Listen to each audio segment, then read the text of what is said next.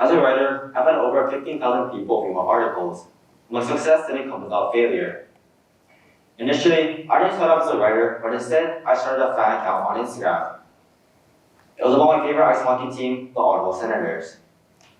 I started this account at the middle of 9th grade, posting various Instagram posts related to the team, such as news and analysis. I interacted with other fans and shared my knowledge on the team. I had a dream of having the biggest fan page of the Senators and having tens of thousands of followers. However, this dream didn't become a reality as I ended up quitting near the end of that grade. I made this decision as it was relatively unsuccessful, only having a bit over 500 followers, and it was time consuming. I spent hours upon hours on Instagram every day, on social media every day in order to grow my page. Not to mention, I realized I didn't have time to balance between increasing followers and school all at the same time.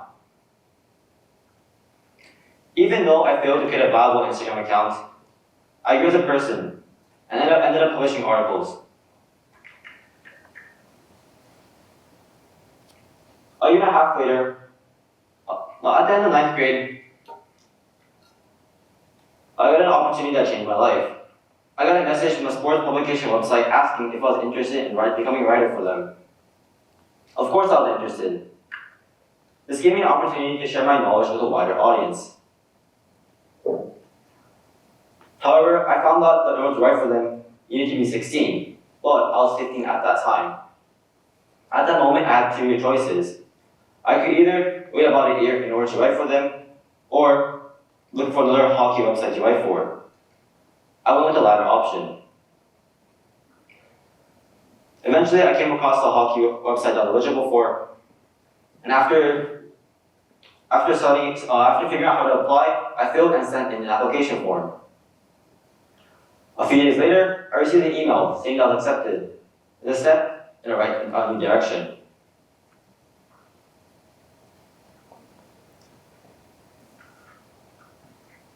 About a week later, I got my first article published. A year and a half later, I started writing for the same hockey website that I got my article first published on in 9th grade.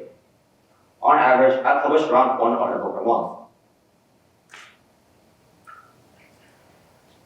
On top of that, I was later accepted to write for the first hockey website that had contacted me. I was accepted, but this time I had a new challenge awaiting me.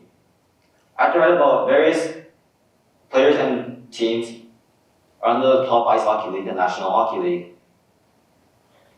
This meant that I had to broaden my horizons and reach out players and teams I didn't know much about. I did this by reading articles and watching videos on various players and teams around the league. I also created a writing profile website, all my articles in one place, making it accessible for people to read. I recently published my first ever hockey blog on what ice hockey is like in Japan, and plan to do more in the future. I personally prefer writing articles as I don't have to work on them daily. What I mean by this is for Instagram, it is ideal if content is posted daily. This means that I need to consistently be creating content and posting it. On the other hand, it's a bit more relaxing when I'm writing articles as I only need to publish 1 or 2 articles per month. On top of that, another thing I like writing for publications is that there are editors giving me feedback from time to time, helping me improve my work. However, due to the articles reaching a wider audience, sometimes there are comments suggesting that my work is not what the readers like. But since the negative comments don't give any constructive feedback, I'm therefore left confused or amused. These comments include terrible article, this guy really doesn't know what he's talking about, and this article is awful.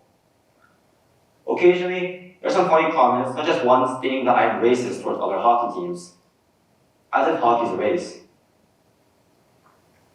When I first started writing, these comments hurt, yes, even though they were meaningless, and I lost motivation to write. I felt like these comments represented me and what I wrote, so I took them personally. In fact, some of these comments actually made me stop writing. However, I started writing again, but it wasn't until I realized that there's a purpose for why I'm writing. Not for the people that don't really care about what I write about, but instead for those who want to know more about certain players or teams.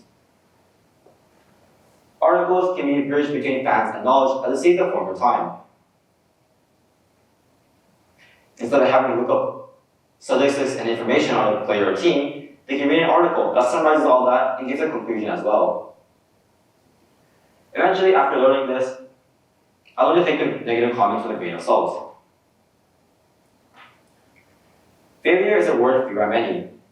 This word fends off people from dreams or ambitions, as they don't want this word to become a reality. However, it doesn't have to be this way. There will always be ups and downs in life, and failure is inevitable.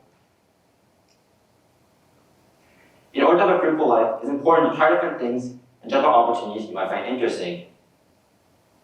These opportunities could take you to a new path, a path you enjoy and find value in. However, without taking a leap of faith, you may have never found yourself in that situation. After originally filling out my attempt to become the biggest Ottawa Senators fan page on Instagram, a new opportunity arose and took me down a path of writing. It's interesting how things unfolded the way it did, because 2 years ago, I would never thought that I would have published an ice hockey article, let alone a number of them. And as you now know, this materialized due to a failed attempt.